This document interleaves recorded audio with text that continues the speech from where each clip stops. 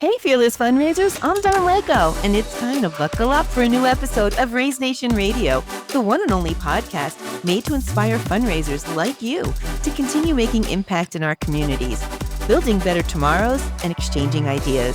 So whether you're a trailblazer or seasoned pro, you'll pick up the trends that transform your fundraising.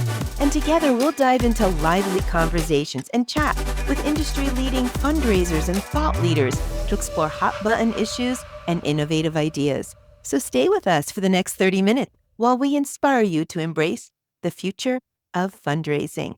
Well, Raise Nation Radio, welcome back. I love this community because we so lift each other up every day. And today we have a very inspiring guest who's who's opened some light for me, and I hope does the same for you.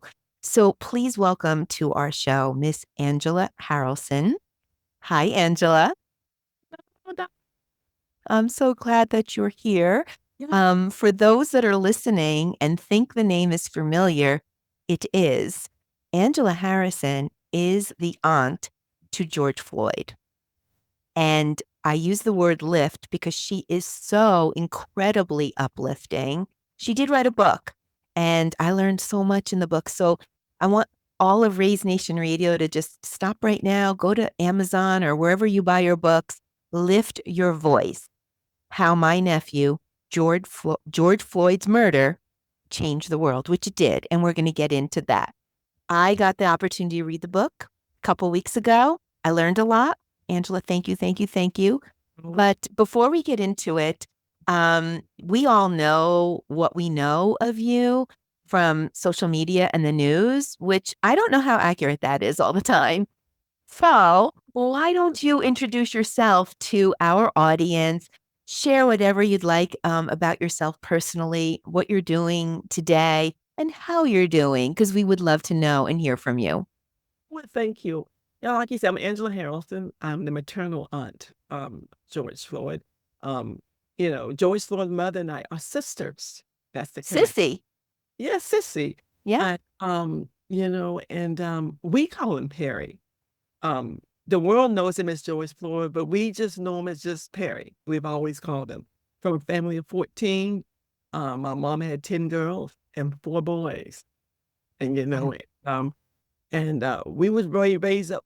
We come from a very, very humbling beginnings. And I moved to Minneapolis, 1998. So I've been there quite a while. But my nephew moved in 2017. And so it was life-changing events for both of us. He came here with a change. I came in with a change. And change has pretty much brought us together as a family. And unfortunately, things happen out of my control, and we're here, and we're here, Don. And but through that time, the death of my nephew, I kind of jumped a little ahead. I have accepted being in a position of the George Floyd Global Memorial. I'm a co-chair of that. I do a lot of community work, boots on the ground. I still do boots on the ground out there with the community, helping, supporting them out there, and I sit and I've learned so much about people. And, I didn't realize I could do all of these things. And people always saying, how do you do this?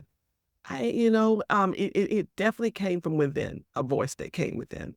So, it's just so much. It was so much that I took on. I didn't know I could do it, but I got the strength to do it. Talk about an incredible, amazing woman. I think it started there. But, you have a rich history, too. You're a captain in the Air Force. Oh, yeah. You're a nurse. And you really, I think, had all of the foundational qualities to accept this role in your family. So do you want to share a little bit about what you do in the medical world and your journey in the military? And by the way, thank you so much. I mean, we're so indebted to you for so many reasons. One being the voice of change and your service as well. So you were a captain in the Air Force, isn't that true? No, my mother was still took on how I achieved all these things because we didn't, we grew up poor. My parents were sharecroppers. My parents did not have a high school education. So her only goal for me was to graduate from high school because because she never got to graduate from high school. And so, but people ask, well, how did you do all these things? I said, because I watched the struggle. I watched the perseverance. My mother constantly taught us you can do this with hard work. Even though we didn't have much money, we had the love that was there, which makes a difference in families. You can be poor and not have anything, but if you don't have that love and support within the family, things can go sideways. But I always knew my mom cared. We were young in the field where we probably shouldn't have been working in the fields. Yeah, really. I'm gonna be honest, but we worked alongside my mom in the tobacco field. We had an outhouse. We used a well, very little electricity. And so I just learned through that struggle, just keep going, keep going. And that's how I did it. Was it easy for me? No, it wasn't easy for me. I went through the racism, trying to go to nursing school, trying to in the military. It was all there. I just kept going because I knew, no, if I keep going, somebody would finally say, yeah. Did Yeah. it, did it make me cry? Did I get frustrated? I did. Yeah, I did. There have been times when that teacher told me, and I was so happy, that professor, of a college, and I still remember his name. I won't say his name. I don't know if he's even living now. I do not teach. I do not teach Black people. I was I trying. want to cry. I read that.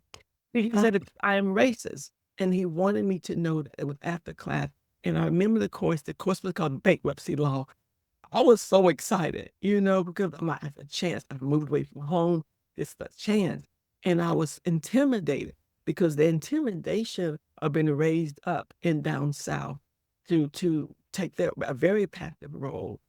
You always respect white people. My mother told me that you don't question them. And my mother was teaching us stuff out of fear because you remember Yeah. we were croppers. So if we make the farmers mad, we have to leave, move out of the house. And she didn't have any money, and my father didn't have anything either. So growing up at those times, we were very careful. So, but I still remember that intimidation. So that carried with me. And when he said that, I was intimidated by his presence, by the white superiority. Okay, I better not do this. It didn't matter if it was wrong or right. I knew that I should not be in that class. So how do I get past it? I do what you call silent resiliency, meaning I keep my mouth shut. But as long as I had my mind and my heart, I can keep going because that's what my mom taught me. Well, you are remarkably resilient, but I think we're grateful now that it's not silent Right. resiliency. Yeah. Exactly.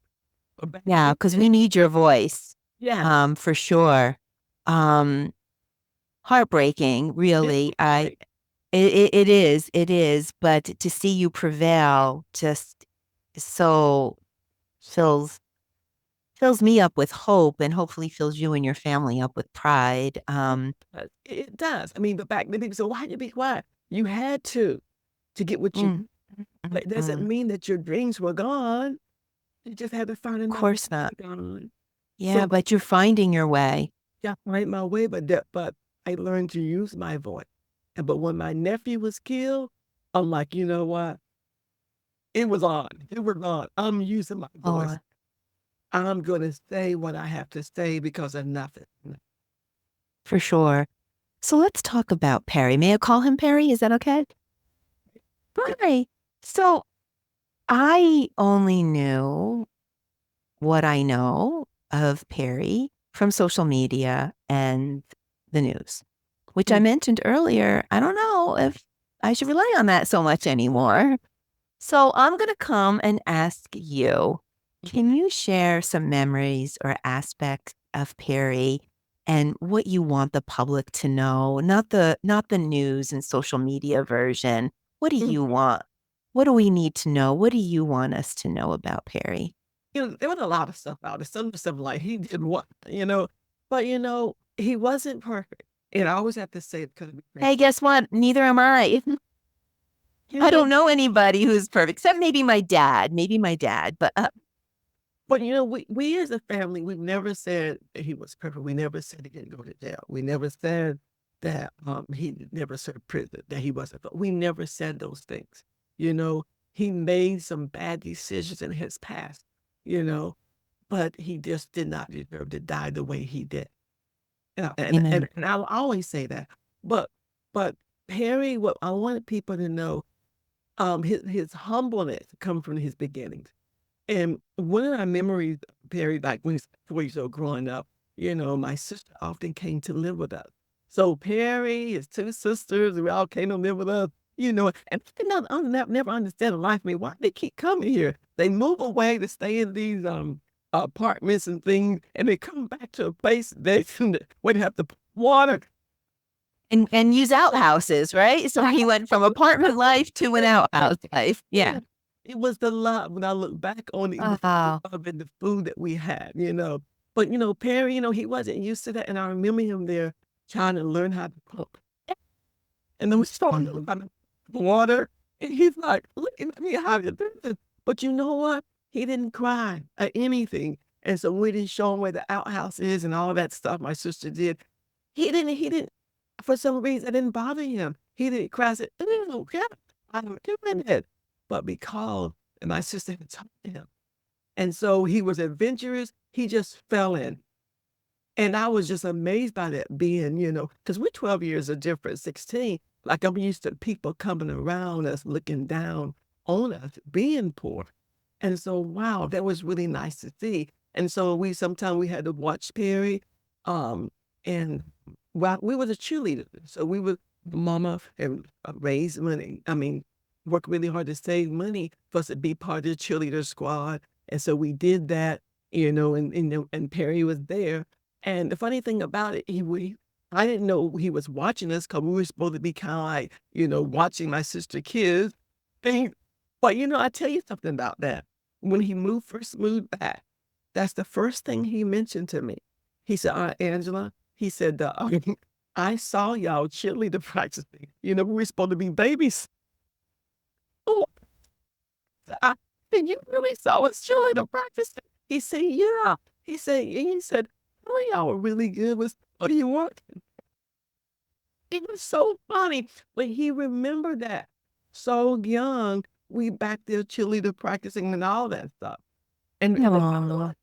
and that was like really touched because I didn't know he was aware of that because he was so young. Well, And thank you for humanizing him. I mean, he was, it sounds like typical, regular, sneaking on his cousins, watching cheerleading practice. I had And no resilient, right? Not complaining about anything. He had running water, then no running water. And he's like, okay, I got this. Yeah, he sure did. But one of the special thing was that when he got out of prison, uh, you know, and he went home and my sister, and he took my sister to church. My sister was in a wheelchair at that time because she had a major stroke. And the one precious thing, and she said, "Aunt Leslie, I'm going to church." He took her to church, and that was really Sissy had a stroke and was in a wheelchair, yeah. and George took her to church. Mhm. On Sunday, and she was so thankful. Oh, Mhm. He sure did. He sure did. He had a lot of regrets. I mean, like I said, he did things he was proud of, but he wasn't raised that way. I yeah. think he lost hope within himself and trying to find a quick way to sell drugs, to do this, and it just led some bad decisions. And he did realize that, and he did try to do community work in Houston. I hear about the community work for the black young teens and working with pastors, and he tried to do a lot of work to combat what he did. And his goal in Minneapolis was to do that. Yeah. To do that. Yeah. I believe that. You see that love that just rippled through him and the upbringing and the resilience. And, hey, lots of people make bad decisions and You know, Perry paid his time. He Sure did. He it did. had nothing to do with that. You know, what happened was just horrific. And oh God, I love learning about this side of Perry. Um, Now you have a tight-knit family and um you made promises to Sissy, right? To Mhm. uphold and honor George's memory and to continue or to start a legacy. So can you share there's a memorial. How has the memorial and the work that you're doing, how do you feel that it's impacted communities, especially those communities that are really affected by racial injustice and such brutality by the police? Can you go into that a little bit? Yes, it is. I think for me, let's start with the memorial. The memorial there has become a solidarity. It has become a main focal point. I was writing those a symbol, for the community, and it is a constant reminder to them of what happened, but it's also a reminder to them why they need to fight, why we need to keep going, and why we need to do this. And it's also it has become a sacred place. There's a lot of community engagement that takes place around the memorial, about the memorial.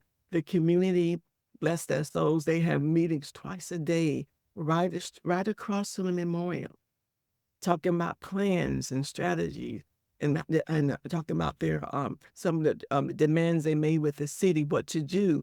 We sometimes meet with people to help in building a community. What can we do to heal the community? They've been doing that for the last 4 years. They consider themselves still in protest. So Hmm. the community engagement is very powerful, but not just for the community, it's also for the people that come there from all around the world. It's a catalyst for change because people come there. Yes, they come there to pay respect. Yes, they come there to offer a sacred offering there. They come there, but once they leave, a lot of them are inspired to go back to their community to lift their voice. Hmm. Just like the book says. It's like the book said, that memorial also offered a place for healing, and Reflection. for reflection and the time to just sit. And so many, like yesterday, I was out there at the George Floyd Square, and one of the community members was riding a bicycle. He said, "Good morning, George." He kept right on going. Oh, so And sweet. that just hit me. Oh, Don, that just hit me. And it just made me realize how connected I want to cry. It just It's made me, okay. it just made me realize the connection there is so strong that he was riding his back. His name is Ray, by the way. I know him pretty well, but he didn't know I was there. I had my back turned to talk. I was talking to other people. He said, "Good morning, Joy." You know what I'm saying? And it just shows the connection and the ties there. Oh my gosh. I Mhm. mean, you visit often, and I think that just about every time you visit, there's a poignant moment, right? There's a connection, as you're saying. We're really feeling the connection and the need to lift each other up. And I love that it's serving as a place where people could reflect on themselves, how they can show up better and differently and fight any type of racial injustice and bring it back to their communities. I mean, that's really what George Floyd Square is doing today for the Edu- community. Education awareness in our work, George Floyd Global Memorial, we just integrate all of that, um, Mhm. with them because our because we want more like uh, our foundation. It's called the George Floyd Global Memorial. We're an art institute, and we collect. We have been over the last 4 years collecting offerings. The community members do too, and we're in the preservation conservation work. And so we're able to, have conserved stories that have been, conserve these stories, and conserve these stories through artwork. You're planning on a museum with this artwork, right? Yes, which is going slowly, but we hope to get something launched in 2025. But all these artwork that we collect and preserve are voices of the unheard. Yeah. Voices of the unheard. They all tell a story. They all tell a very powerful story.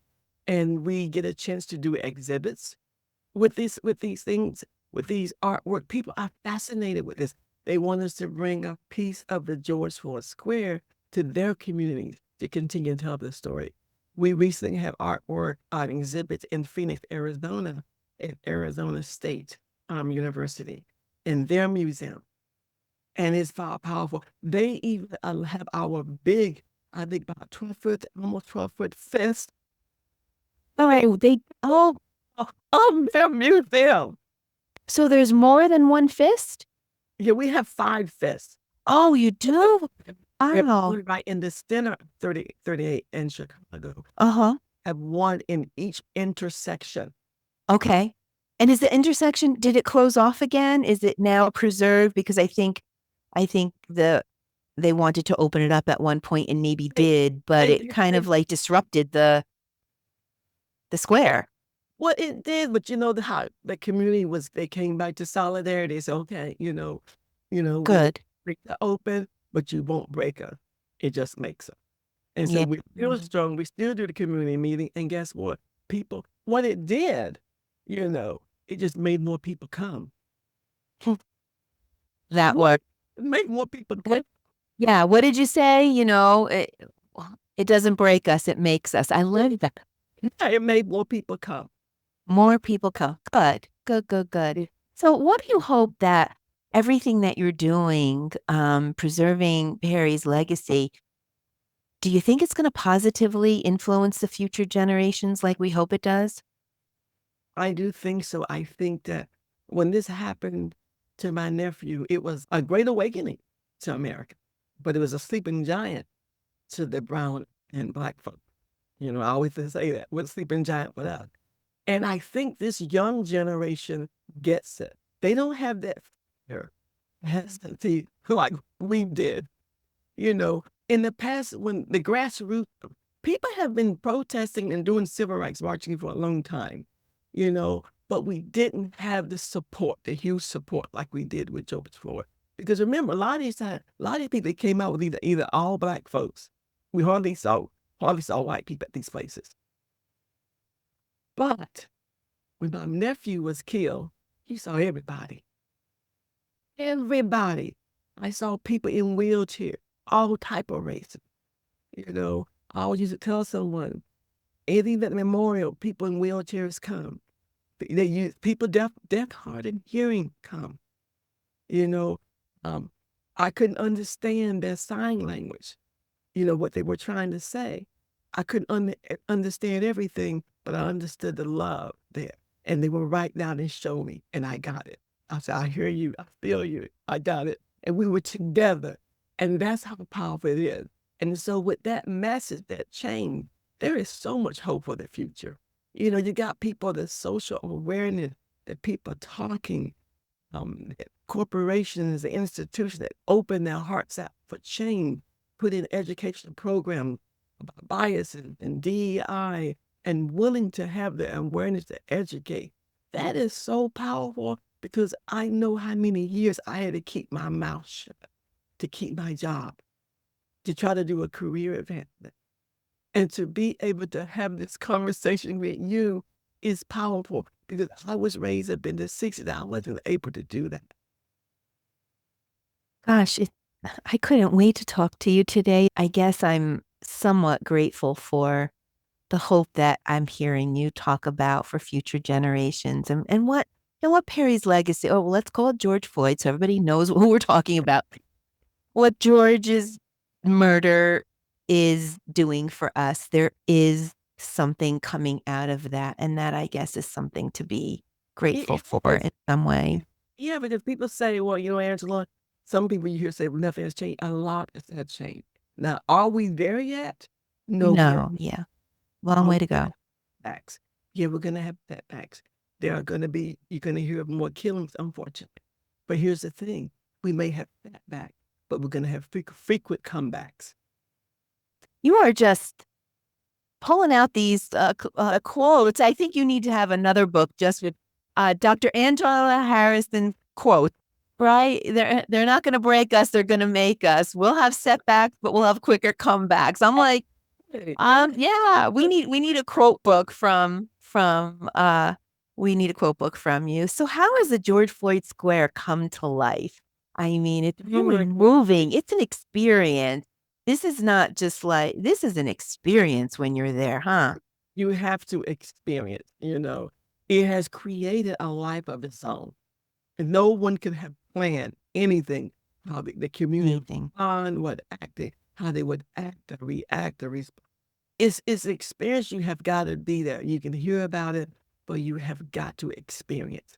How the community painted the beautiful murals all over the square, and how they can look at something that needs to, like the memorial. They volunteers. They come out there. They sweep up the memorial. They keep it tidying up. Couldn't have predicted that.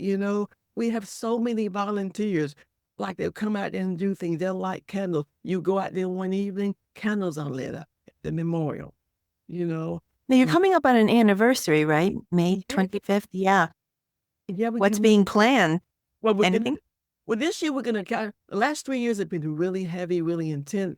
I think this year we're gonna do like a special kind of like vigil that we're looking at doing, maybe including like a Helen Hill there, but we're gonna do much stronger, a more bigger one on the 5th year. So everyone's like, Next year. yeah, the 5th year, want to do like a much bigger one there because we're already starting getting inquiries about the 5th year, and the media about the 5th, because we had some really incredible last 3 years. I mean, remember, I better put this on my calendar. Maybe that's the year I'll come visit. a lot of volunteers and helped us throughout the years. And so we're just going to do a little break, but we're going to do something really special, kind of Oh, like, so I mean, this is not individual led, it's community led, and it's really, 38 in Chicago. yeah, it's all about, yeah. So you mentioned before that you believe that we've made great progress with awareness. It's true, but also, there's been changes for racial equality. Can you share with me what is changing? What do you feel has been the progress since Perry's death? Well, like for example, like let's give like some the healthcare initiative, things like in the healthcare, even in the hiring practice, different. When they hiring practice, they look at diversity, and I've seen the hiring practices where they try to make sure it's like, with the hiring practice, they looked at the healthcare initiative to see, like in medicine, especially in maternal care, there is it was brought to my attention. I wasn't aware of the disparity of the care that was given to Black patients in the healthcare than the white patient. You know, and they're looking at these disparities. Why is the disparity? Why is this still going on? You know, and so they're looking at that, and not just that. It's like institutions, corporations have put in programs. I have never seen so many DEI programs in colleges. They're talking about it. And it just because at my job that I work at, we didn't have a DEI program.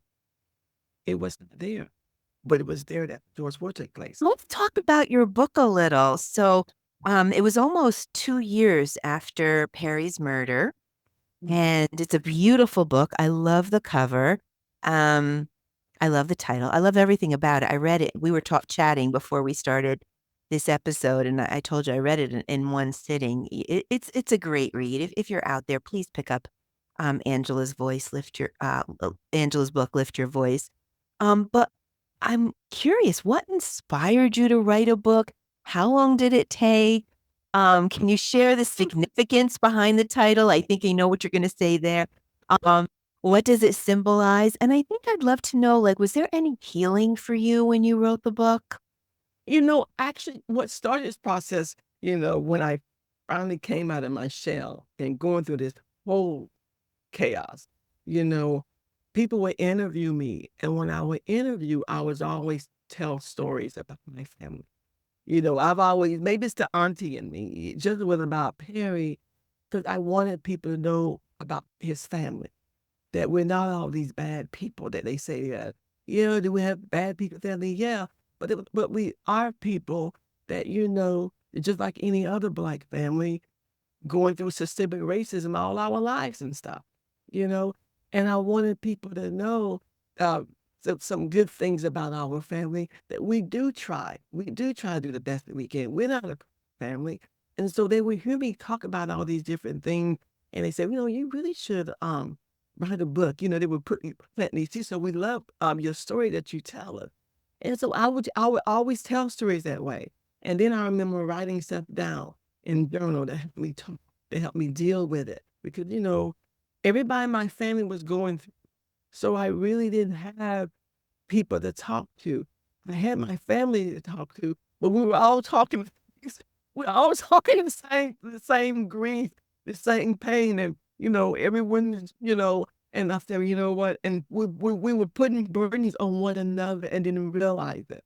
We were just trying to do the best we can as a family.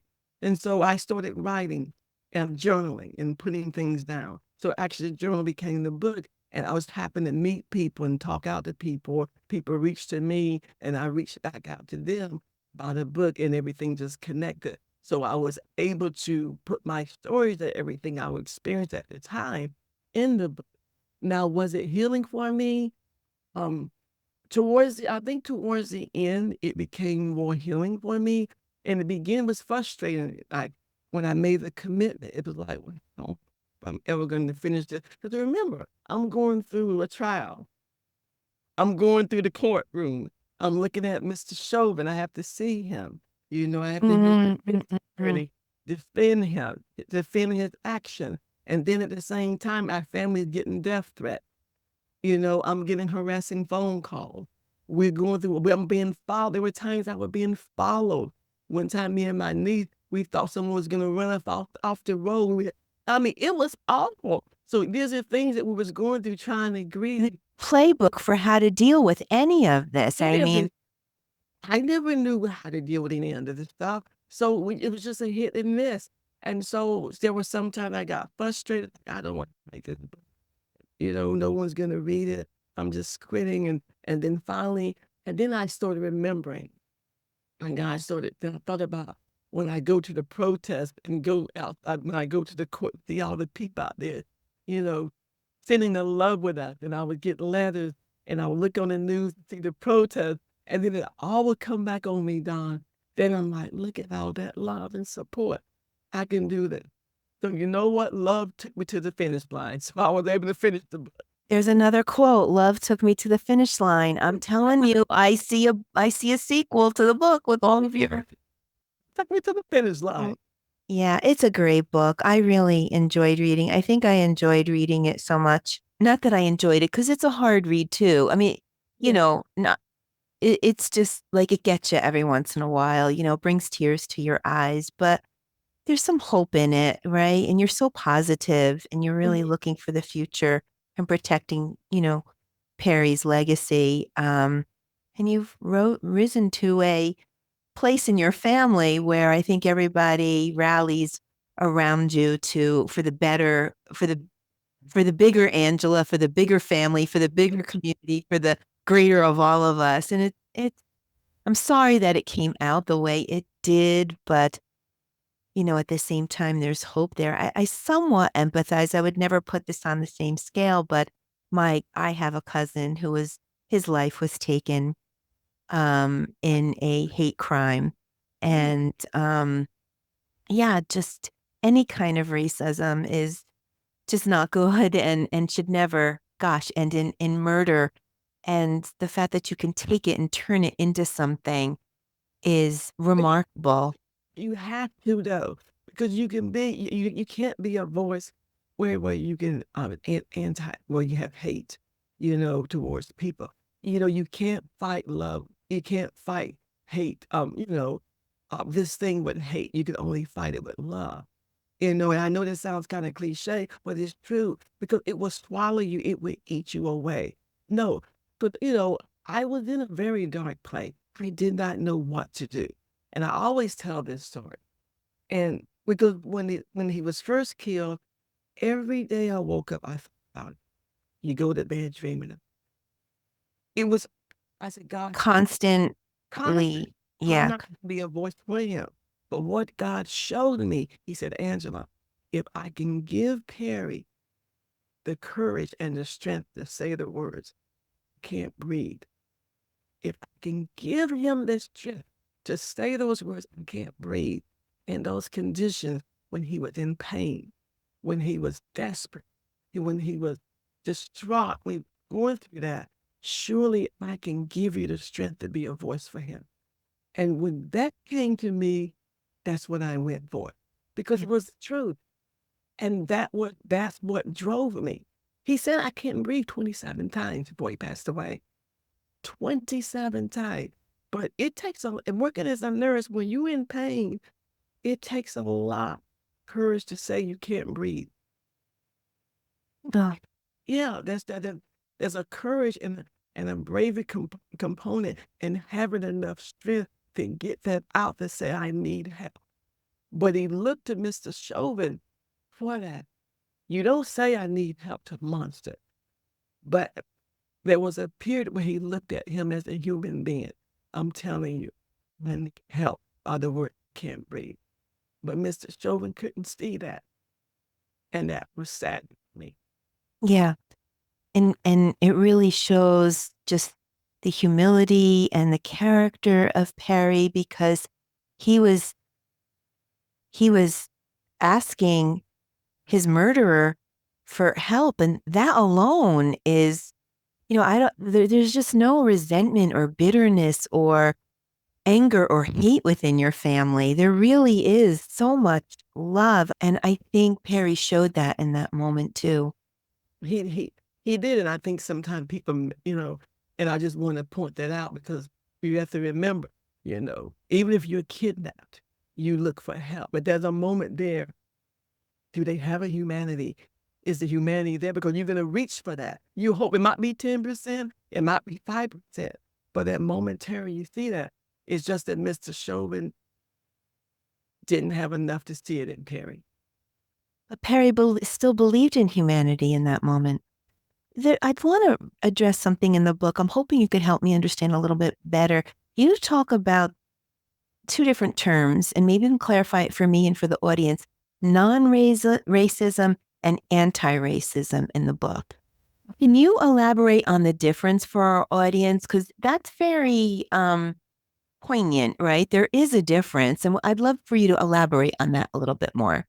Well, I guess the easy way I can explain you, the people who are anti-race, they gonna stand up. They gonna use their voice. You gonna hear about them.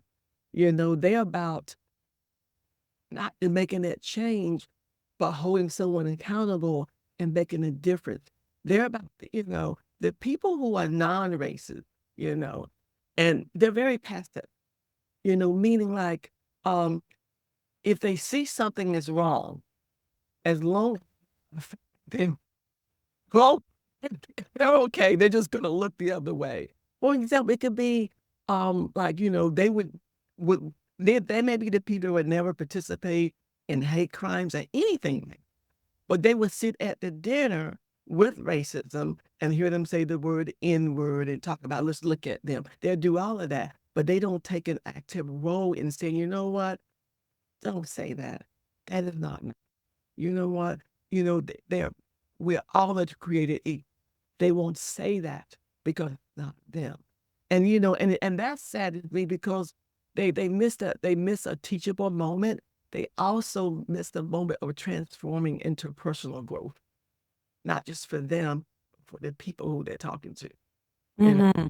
And so that's the best way I can explain that. And I think before George Floyd, there was a lot of non-race people, you know. And just because you know a race doesn't mean they're bad people. I want to make that clear. It's just they're at a comfort level and they allow stuff to happen Passive. passively, and they don't realize that their voice is so powerful, and that if you're silent and you don't say something, and in your gut tells you that's not right, but you just let it pass. It could be the same thing at work. Happens all the time. A person gets in trouble at work. You know the supervisor was wrong, but as long as it's not happening to you, as long as you get your paycheck, you good to go. And for humanity, that is not okay. Why can't you at least go in and talk to the supervisor and be a voice? because that fear. What is stopping you? See, and that goes on. But now we live in a society now that your voice is so important. It is okay. It's much better now to stand up. Stand up and speak up. Yeah, now it's more accepted now. Mm-hmm. That's what I mean by to make Okay. a more of a passive role. Yeah, that was another light bulb moment. The being an active listener instead of being like a passive listener. I got that out of the book. And I appreciate the distinction between non-racism and anti-racism. We have a ways to go, But you remember, this racism is, you're not born a racist, you're taught. I mean, the younger generations, you can't blame them. You can only try to show them a different way. We have come a long way. Remember Martin Luther King did he in his speech, "I Have a Dream," he said that be one day, don't quote me, that one day black and white children will be able to hold hands. Don't quote me on that. But today, black and white people are married. They have kids together. Who would have thought? It was illegal to marry a person outside your race. It was illegal. People would go to, in some states, you would go to prison for that. Love will find a way. Love is Love going to get us there. And you keep pushing it and you get through. We will get there. The goal is not to hold a sign that says Black Lives Matter. Oh, you have a lot to say about that in your book too. But we have to get to a place where in this big, beautiful world that we don't have to hold us down and say Black Lives Matter. We know we matter. That's when you know you have arrived when you do that. But now we do it because we have to do that. We want people to know that we hold that sign because we mean something and that we matter. We're not saying that white folks don't matter. We're not saying, and I think they get mixed up. Some people get mixed up. Wait, well, we matters too. Well, we matter. It wasn't out there because this is what people don't understand. For so long,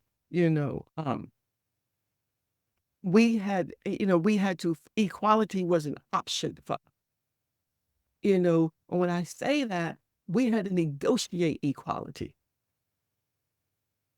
That's basically what we're doing. We're trying to get laws and policies, but is negotiate equality. Why should we be doing that? Negotiating to ride the bus, negotiating to vote. Those things weren't a privilege to us. So, if people go back in history, this is why we say we matter. Because we had to negotiate equality almost all our life. I was one of those people that couldn't ride the school bus. One of your young peers stood up for you on that school bus, didn't she? White, and she was white, and that's why her voice made a difference. Her voice is what changed that. Her voice, because she was white, they listened. That's why I tell people that voice make a difference. Keep using your voice. Have to use our voice. We can't be passive. We can't be non-racism. We have to be anti-racism. Yes. Show up, stand up, speak up. So if people are listening and they're moved, as I've been moved ever since I read your book and through this podcast, what do you need? How can listeners get involved? Oh my goodness, you beautiful audience, if you listen. Go to George Floyd Global Memorial.org. Go there, you can donate, support us. We love you. We're just trying to do we are doing great things. We want to get a memorial launch. We want to expand to other resources to help our community. We need to rebuild our community. We need actually like resources for the community heal. We would love to get offices and buildings and stuff to help expand to help the community. It's all about the community with healing. But most of all, right now, our main goal is to get a. Got it. So I'm going to put all of this in our show notes. So for our audience that's listening, I'll link the George Floyd Global Memorial and Angela's book and all the things. So no, you don't have to go Googling or do anything difficult. They can just go to these show notes and I'm going to put it all there and we're going to We're going to get it out. But before I let you go, I want to ask you one more question. What words of encouragement or hope would you offer to those who continue to either suffer from or advocate for just racial justice and equality in our society? For those who are anti-racist, they want to stand up, they want to speak up. What words of encouragement would you give them? Uh, well, oh my goodness. It's well, you just I have to say this, it's some of the hardest work that you will ever do, but it's also the most rewarding work that you do. And just remember that you don't need everybody. You need the right people. So if only 2 people show up, that's okay. The right people will. Because sometimes we do this activism work, we got to have 20 people. We got to have 100. We got to go. We got to put things. No, all you need is the right people, just the right people. And you take that and you run with it and let everything else fall in place. Wow. And I'm grateful that you've been surrounded with the right people. I know those that helped you write the book and the community that has uplifted you with George Floyd Square. You just got to open that door and reach out, and like I said, you may not start with everybody. Everyone that you extend your hand to may not extend your hand, but if you keep doing it, the right people will show up. They always do. Yeah. Always. Everything, the universe aligns sometime. So I talked to an uncle the other day. I talked to a cousin the other day. I think I talked to a sister about a few weeks ago. But for the most part, I think as a whole, we're doing okay. Sometimes I don't know all the details. I know that people are still grieving in their own way. Oh, be grieving, I'm sure. Yeah. And one thing I learned, you cannot put a expiration date on grief. No start time and no expiration date. And I've learned that through this whole process because it can come out sideways. You can start crying instantly. You don't really know why. And so we all knew Perry differently. So we all are going to grieve differently. So there was nothing normal about this whole process. Well, he's with us Yes, now. I feel his energy and his presence. And he's probably saying, Auntie, good job. Good job. So we got it right today. I think we're sending a message. We're telling the community and helping them understand to embrace us. And we did good today. Yeah, we did. We did. We did. Thank you for the guidance. Well, Fearless Fundraisers, that's about all we have time for today. Hopefully you were as inspired as I am by Dr. Angela Harrelson. Please get her book. It's one for your bookshelves. Lift Your Voice: How My Nephew George Floyd's Murder Changed the World. And indeed, it did. I'm so grateful to our audience for listening. And I do hope everybody enjoyed today's message and took something away from it and feel uplifted as Angela intended. Please tune in for a new episode release every Thursday at 12:30 p.m. That's Thursdays, 12:30 p.m. Eastern Time. But in the meantime, you can listen to all the shows on Raise Nation Radio, and you can just follow us on whatever channel you like best because we stream everywhere. We are on 10 different channels. We're on demand at onecause.com, and you can find us live at industry events and at the annual Raise Conference.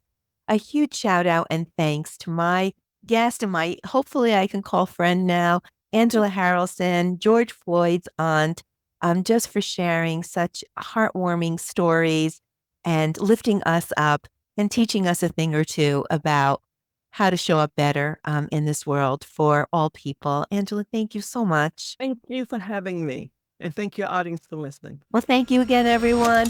That is a wrap. Until next time, I'm Don Lego. This is Raise Nation Radio. You stay fearless out there.